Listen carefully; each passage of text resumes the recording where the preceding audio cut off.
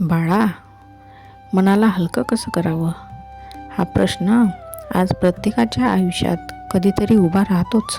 मनात विचाराचा गोंधळ असतो, न बोललेले शब्द असतात, अपूर्ण अपेक्षा असतात, काही जुने दुःखही असतात आणि या सगळ्यांचं ओझं मनावर साचत जातं. मन जड होतं, थकून जातं. पण बाळा, मन जड होण्यामागचं मुख्य कारण म्हणजे आपण सगळं मनात साठवून ठेवतो. राग असो, अपमान असो, भीती असो किंवा लोकांनी दिलेली कटू वाक्य असो. पण कधी मन साफ करण्याचा प्रयत्न करतो का? जसं घर रोज झाडावं लागतं तसंच मनही रोज स्वच्छ करावं लागतं, नाहीतर धूळ साचत जाते. स्वामी म्हणतात, मन शुद्ध ठेवा.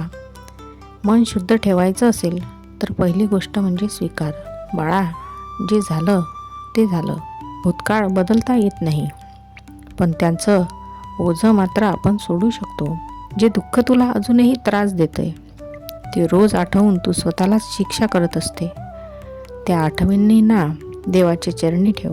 मन हलकं करायचं असेल तर माफ करायला शिक. ज्यांनी तुला दुखावलं त्यांना मनातून माफ कर. त्यांच्यासाठी नाही तर तुझ्या स्वतःसाठी. कारण राग धरून ठेवला की तो दुसऱ्याला नाही, आधी तुलाच जाळतो. बाळा, दुसरी गोष्ट म्हणजे स्वतःला माफ कर. आपण केलेल्या चुका मनात कायम ठेवल्या तर अपराधीपणा वाढत जातो.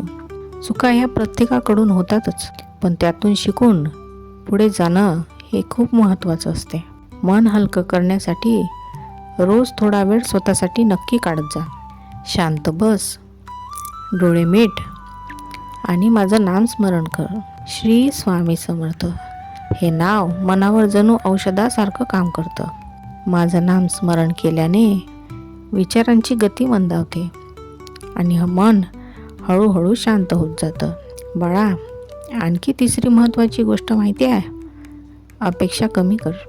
अपेक्षा जास्त असतील तर दुःखही जास्तच होतं.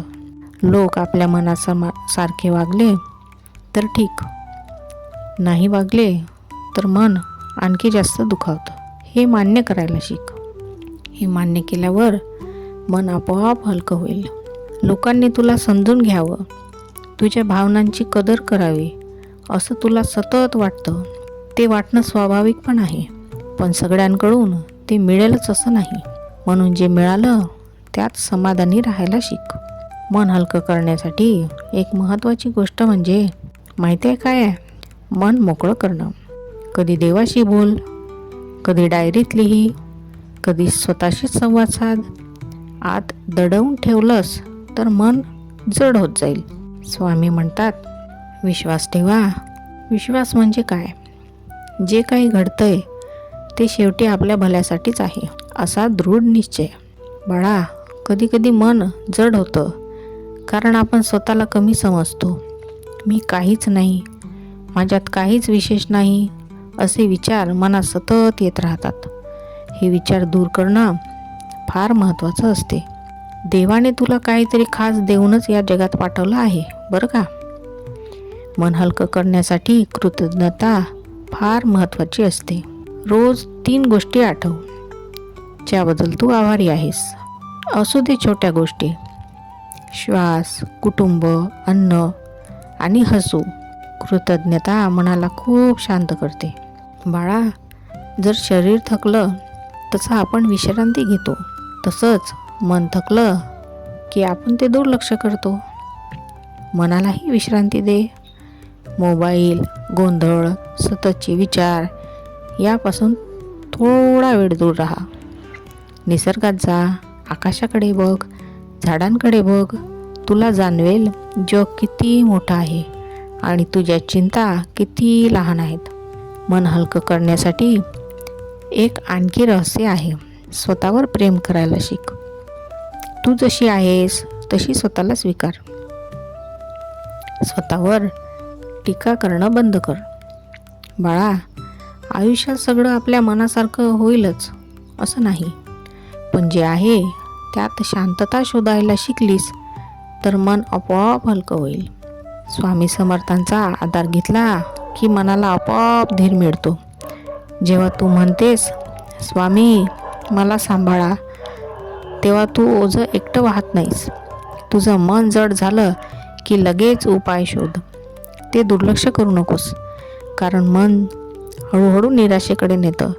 पण वेळेत सावरलं तर तेच मन पुन्हा आनंदी होऊ शकतं. बाळा, लक्षात ठेव, तुझ्या मनाचा दरवाजा तूच उघडू शकतेस. राग, भीती, दुःख सगळं बाहेर काढ. श्रद्धा, समाधान आणि विश्वासात राहा. श्रद्धा, समाधान आणि विश्वास. आजपासून एक छोटासा नियम कर. झोपण्यापूर्वी मनातलं सगळं स्वामींना सांग आणि मग निर्धास्त झोप. हळूहळू तुझं मन हलकं होईल, कारण जिथे श्रद्धा असते तिथे भार अजिबात राहत नाही. बाळा, नेहमी हसत राहा, विश्वास ठेवा आणि मन मोकळं ठेवा. काळजी घे. श्री स्वामी समर्थ.